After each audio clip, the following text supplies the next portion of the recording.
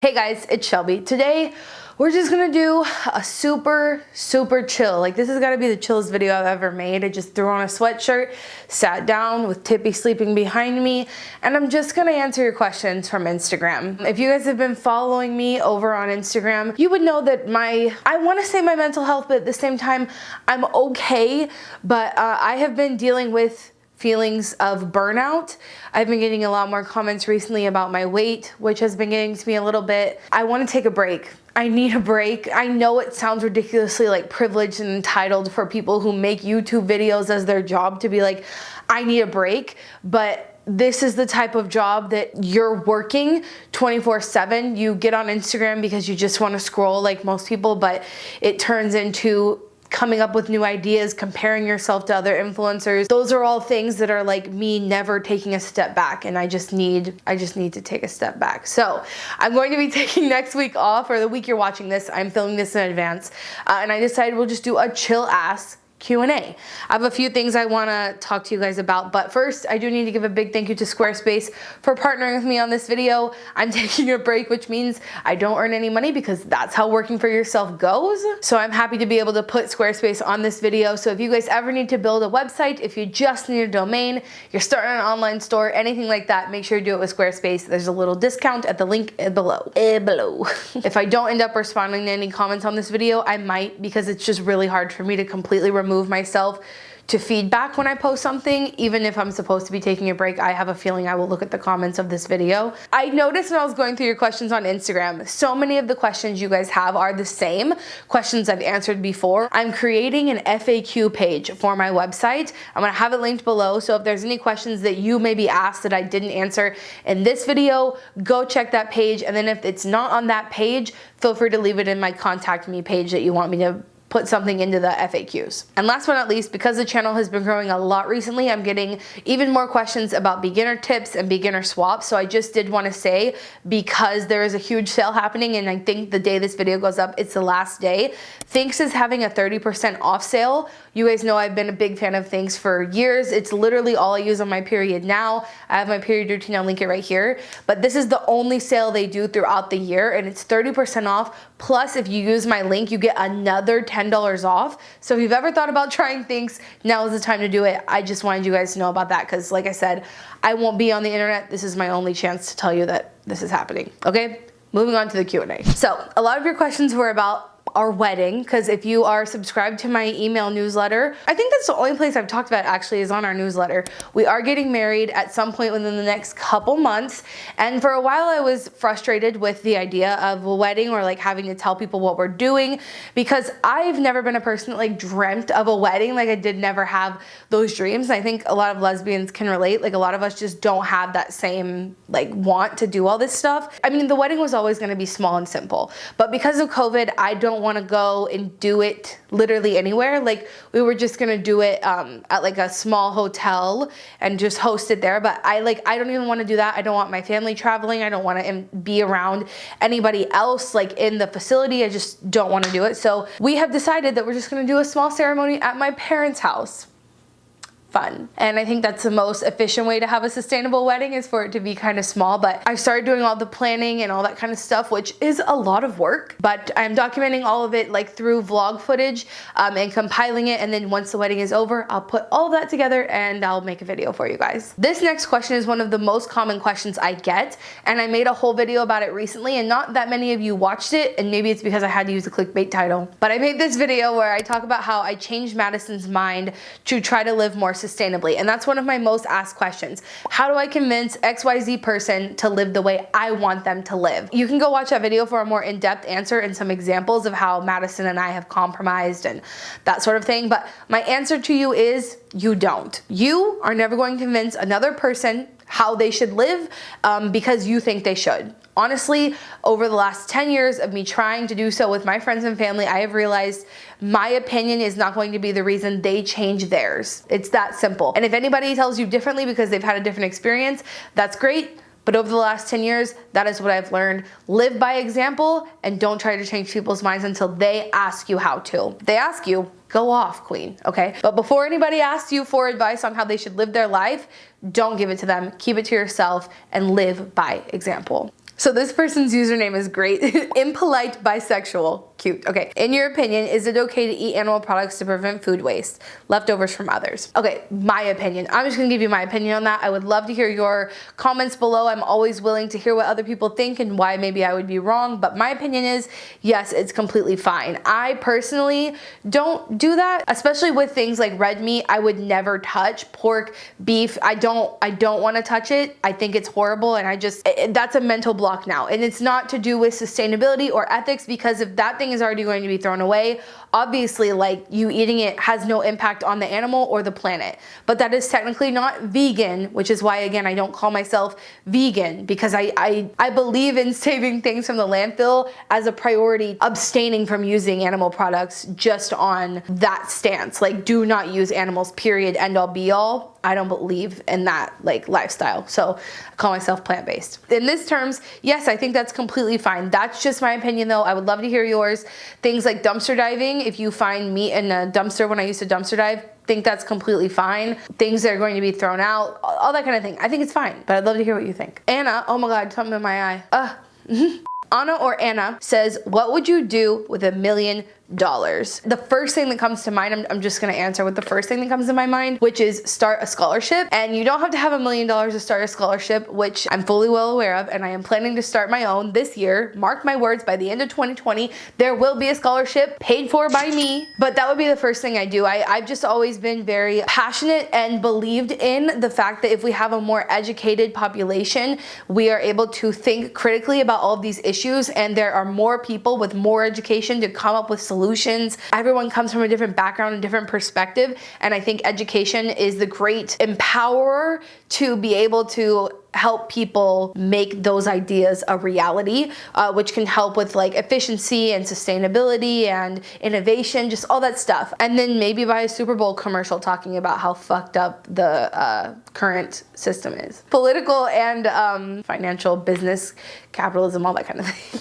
I would start a scholarship and then have to think about it more, because I don't think you should spend $1 million willy-nilly. And I also, just side note, I don't daydream about having money that I don't have. I've been thinking about this a lot lately because someone in my close proximity to me and my family, they don't have a job, they are still in school, and they spend like a lot of time every day looking at houses that they don't have money for, and I just don't know why they do this. And I've been thinking a lot about how that is part of like toxic American culture. Basically, you're always in what we call the rat race, right? Like, you have this, but you're not satisfied, and you're always looking at wanting more. And so I spend very little time in my brain thinking about what more I want and what more I can do. I really remove myself from those thought processes. At the end of the day, it's just not good for your mental health, or like, yeah, just your life as a whole. So I saw a few of these questions, which were, what would you be doing right now if you weren't on YouTube? And also, how long have you been YouTubing? What else do you think you would have done instead? I don't think I've talked about this a lot. I went to school for environmental science, have a bachelor's degree in environmental science. I would have continued my education into getting a PhD, but for financial reasons I didn't, which is so fucked up that we have to think about money when it comes to just wanting to get an education in this country, but I digress. So yeah, I wanted to go through and get my PhD because I'm really, really passionate about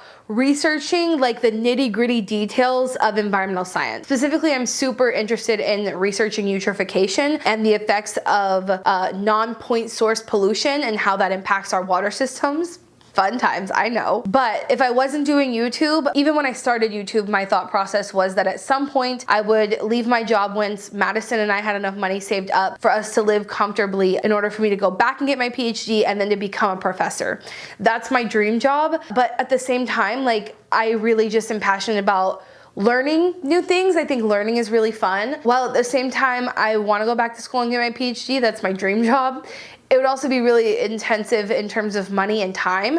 And this job allows me to teach people right now. And I love what I do, to the point where, like, if I was earning no money from this job, I would still be doing it. And the thought of giving up this job to go back to school is sad. And so that kind of tells me that right now, at least, I'm right where I should be. I know that YouTube and like social media is not really a job. Why am I getting emotional? Fuck. I know that YouTube as a job, social media as a job is not something that typically is long standing. You guys are not going to care about what I have to say forever. I just know that in reality, someday I will probably have to do something else. And whether that means I will go back to school or maybe I'll just shift focus and be able to start something of my own, I'm not sure. But because before I started YouTube, or like when I started YouTube, I was working for the state regulating air pollution for the state of Texas. I hated it. It was a soul-sucking job. But I do think probably that if I had never seen the light of YouTube and how working could be fun, I might just be complacent there. Again, I go back to,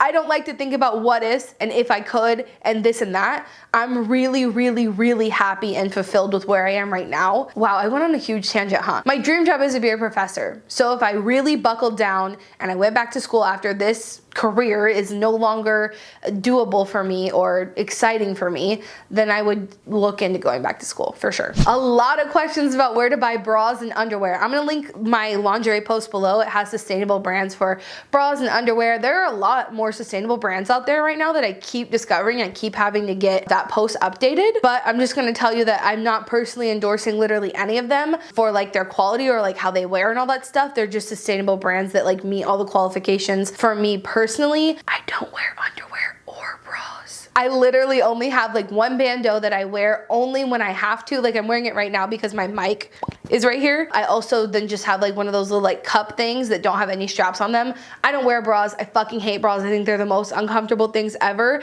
And I would much rather just like have the girls out than have to deal with wearing a bra. I fucking hate them. I have never said this online before, but I don't wear underwear when I'm not on my period. This is such a weird thing, right? I've never used tampons. So for my whole life, I've only worn, not my whole life, my God. For the last probably 8, 9, 10 years, I have only worn underwear when I was on my period because I used pads. And now I only use Thinx underwear when I'm on my period. So I don't wear underwear other than when I'm on my period. And that started because in high school, when I was in drill team, we were not allowed. This is so weird. I wonder if this is still a thing now. But we were literally not allowed to wear underwear on the field. So we did dances during halftime. And we wore tights and like banks and skirts. So we were not allowed to wear underwear because our coach did not want us to have panty lines. So basically that just transitioned into me not wearing it during practice and then me not wearing it anytime, and then still to this day I just don't wear underwear. Long story short, I'll have a link in the description to my lingerie post with sustainable brands for those of you who do, and other blog posts as well, because I got some questions about size inclusive like sustainable brands. I have a whole post about that. Clothing brands, sunscreen, eyeglasses, all that stuff. I'll have all those linked in the description. I have detailed posts on all of those topics. Okay, this is another really, really common question I have. One says, do you have any guilty pleasures that aren't 100% sustainable, but they're worth it to you? And the other one says, is there anything you would really want to do, but don't because of sustainability? I think of sustainable living the same way I think of minimalism. The whole concept of minimalism is you can buy whatever you want, but you should only buy things and keep things around that bring you joy. And I think I take a very similar approach to sustainability. Here's what it comes down to. There are thousands of ways to reduce your footprint on this planet. There are endless amount of things you can do to live more sustainably. Why then would I focus on 1 or 2 or even 5 things that I absolutely love and do not want to give up because of sustainability? Is that just me? Do you guys think about that out there? Like, honestly, a lot of my interests have developed because of sustainability. I mean, I guess my only real guilty pleasures when I think about it are food. And so like right now during the pandemic, the places that used to let me bring reusables to them and fill it up so I didn't have to get like plastic cardboard or any of that are not allowing that. And so have I stopped getting takeout during the pandemic because of that? Fuck no. No. Like what? Of course I'm still supporting my vegan businesses that I love, even if it comes with plastic or styrofoam, because that is something that like brings me joy and I'm not willing to give up right now during this time because of that. So that's just an example, but it can be whatever for you. If you're someone who just like fucking loves makeup, like in the artistry of it, and you don't want to like just give up makeup, then just be more conscious of using what you actually have. There are ways to, even when you don't want to just completely stop buying makeup, be more conscious of what you're buying, right? Same thing goes for artistry. A lot of people ask me how to create art sustainably. Like, do the best you can, but other than that, just don't worry about that one little area of your life, because there are so many ways you can change your life, and focus on the ways that are not like so near and dear to your heart to give up, instead of the things that you love. I wish I could just like fucking scream this. Listen, this is why I'm getting so heated right now. So many people will come to a sustainable lifestyle and go, but I do XYZ and I could never give it up. Okay, then don't. Literally, like, I remember once I was having a conversation with my manager back when I worked at the state, and I said I was trying to go vegan. I was already vegetarian, but I was trying to go vegan.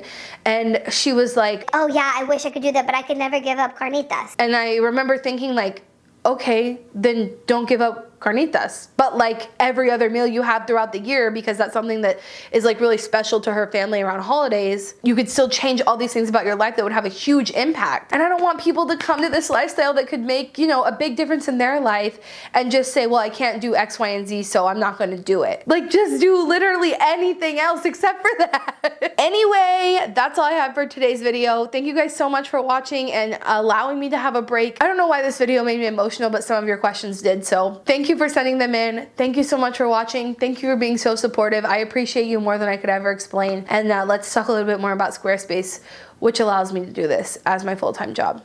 Okay. Like I said, Squarespace is an all-in-one platform, so you can look to them to build an online store, website, or even just if you need to purchase a domain. Squarespace makes setting up a website super easy because you don't need to learn coding. They already have some beautiful templates over there that you can customize to be exactly what you're looking for. Squarespace makes it easy to connect your social media and to also take advantage of their blogging tools. You can do email campaigns through Squarespace because it is an all-in-one platform, like I mentioned. With their 24-hour customer service and traffic insight tools, it makes it the easiest way to build a website on the internet today. So when you're ready to launch, head over to squarespace.com/Shelbizleee for 10% off of your first purchase.